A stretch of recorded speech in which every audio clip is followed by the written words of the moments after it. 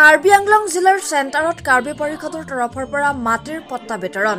কাৰ্বি আংলং জিলাৰ 12 নং ফুলনি পৰিষদীয় সমষ্টিৰ অন্তৰ্গত চেণ্টাৰ বজাৰৰ ডেকিমু আপামত আজি কাৰ্বি আংলং স্বায়ত্তশাসিত পৰিষদৰ ৰাজহ বিভাগৰ তৰফৰ পৰা হাওৰাঘাট বিধান সমষ্টিৰ অন্তৰ্গত ফুলনি লাংহিন মহামায়া কৰকান্থি হাওৰাঘাট চেংধেন্তা নমাটি আৰু লাংফেৰ পৰিষদীয় সমষ্টিৰ জনজাতীয় গঞা ৰাইজৰ মাজত প্ৰায় 10-15 হাজাৰ বিনামূল্যে মাটিৰ পট্টা বিতৰণ কৰা হয়। উক্ত অনুষ্ঠানত মুখ্য অতিথি হিচাপে উপস্থিত থাকে কাৰ্বি আংলং স্বায়ত্তশাসিত পৰিষদৰ মুখ্য কাৰ্যবাহী সদস্য তুলিৰাম ৰংহাং। আনহাতে আমন্ত্ৰিত অতিথি হিচাপে উপস্থিত থাকে ক্ৰমে কাৰ্বি আংলং স্বায়ত্তশাসিত পৰিষদৰ অধ্যক্ষ ৰাজু টিছু, হাওৰাঘাট সমষ্টিৰ বিধায়ক দৰসিং ৰংহাং, ডিফু সমষ্টিৰ বিধায়ক বিদ্যা সিং ইংলেং, বৈঠালাংছু সমষ্টিৰ বিধায়ক ৰূপ সিং তেৰং, ডিফু লোকসভা সমষ্টিৰ প্ৰাক্তন সাংসদ হৰেণ সিং বে প্ৰমুখ্যে পৰিষদৰ সদস্য আৰু ৰাজহ বিভাগৰ বিষয়াসকল উপস্থিত থাকে। অনন্ত কুমাৰ গৌড়ৰ ৰিপৰ্ট এনি এক্সপ্ৰেছ। তুলিৰাম ৰংহাং নেতৃত্বত টিম কাৰ্বি আংলঙে যোৱা বৈঠালাংছুত আৰু ডংকামুকাম দুই ঠাইত আৰু আজি চেণ্টাৰ বজাৰ ডেংকিমু আপামত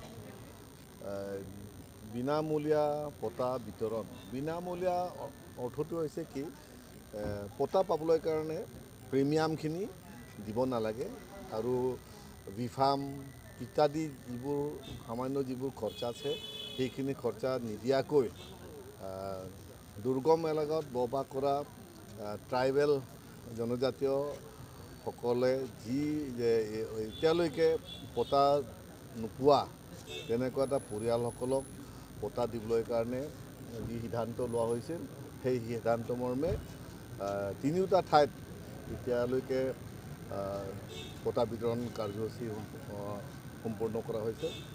আজি প্ৰায় 10,000ৰো উপৰি পট্টা দিবলৈ কাৰণে প্ৰস্তুত কৰিছে আৰু ঠিক তেনেদৰে ৰাইজেও সমাগম হৈছে। গতিকে এনেধৰণৰ মহৎ যিটো কাৰ্যসূচী বা এটা পবিত্ৰ কাৰ্যসূচী, যিটো কাৰ্যসূচীৰ যোগেদি দুখীয়া বা অশিক্ষিত বা পিছপৰা পৰিয়ালসকলে চাৰ্কুল অফিচত আহি পট্টা পাবলৈ কাৰণে তেওঁলোকে বহুত কষ্ট হয়। তেওঁলোকৰ সেই ধৰণৰ শ্ৰেণীবিলাকক Karbi Anglong autonomous council doctor Tuliram ৰংহাঙৰ নেতৃত্বত যি পদক্ষেপ লৈছে এই শলাগ ল'বলগীয়া। আৰু ইয়াত বিশেষকৈ আজি হাওৰাঘাট বিধানসভা সমষ্টিৰ অন্তৰ্গত MEC সমষ্টিবোৰ পৰিছে। সেই হিচাপত ময়ো এজন MLA হিচাপে বহুত ভাল পাইছোঁ, কাৰণ আমালোককো ৰাইজে পট্টাৰ পৰা ইত্যাদি বহুত ধৰণৰ অভাৱ অভিযোগ কথাবিলাক আমালোককো অৱগত কৰে। তাৰে ভিতৰত পট্টা আটাইতকৈ দৰকাৰী। পট্টা যিটো দিয়াৰ কাৰ্যসূচীৰ যোগেদি আমিও MLA সকলেও আনন্দিত পাইছোঁ। আমিও সুনাম ৰাইজৰ মাজত আমিও সুনাম এটা পাইছোঁ। গতিকে ভাল লাগিছে। আজি হাওৰাঘাট LA কনষ্টিটুৱেঞ্চি 10,000কৈ ওপৰত 15,000 মান হ'ব। ইয়াত প্ৰথমে আমি ইয়াত মাটিৰ পট্টা বিনামূলীয়া পট্টা দিছোঁ যে খিলঞ্জীয়া বসবাস কৰা কাৰ্বি আংলঙত বসবাস কৰা তেখেতসকলক দিছোঁ আৰু যিবিলাকৰ স্থানীয় বাসিন্দা ইয়াৰ সকলো জাতি জনগোষ্ঠীবিলাকক পাব। আগৰ পৰা যিটো কাৰ্বি আংলঙৰ যিবিলাক গঠন কৰিছে তেতিয়াৰ পৰা আছে, এতিয়াও আছে, ভৱিষ্যতত আছে, তেওঁলোকৰ কাৰণে সেই গোটেইখিনি মাটি পট্টা পাব। কিন্তু যিবিলাকৰ নতুনকৈ অহা, অথনি মই সভাতে কৈছোঁ, আজি কুকি মণিপুৰৰ পৰা অহা কুকিবিলাকক ইয়াত প্ৰায় 1000 মান মানুহে ইয়াত আহিছে বুলি কৈছে। প্ৰায় 500 পৰিয়াল মানুহবিলাকে ইয়াত আহিছে কৈছে। তেওঁলোকৰ কাৰণে আমি এতিয়া কাৰ্বি ছাত্ৰ সন্থা আৰু কুকি গাঁৱলীয়া গামবুঢ়াসকল তেখেতসকলক মই মাতিছোঁ, মই মাতিছোঁ। তেওঁলোকৰ লগত আমি আলাপ আলোচনা কৰি যাতে তেওঁলোকক ভালকৈ আমি বিদায় দিম, যাতে ইয়াত যাতে তেওঁলোকৰ নাথাকে।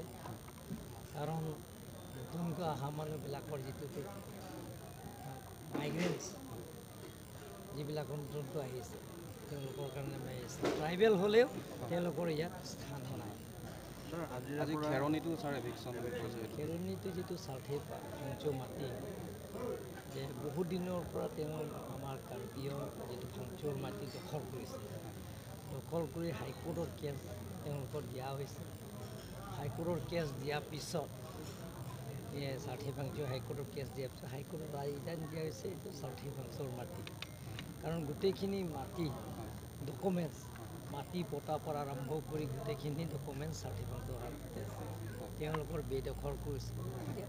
আজি ইলেকশ্যন কৰা হাইকোৰ্টৰ অৰ্ডাৰ মতে ইলেকশ্যন কৰিছে। আৰু ছাৰ হাওৰাঘাটতো PGR আছে সেইবোৰ কেতিয়া এইটো আমি আলাপ আলোচনাৰ মাজতে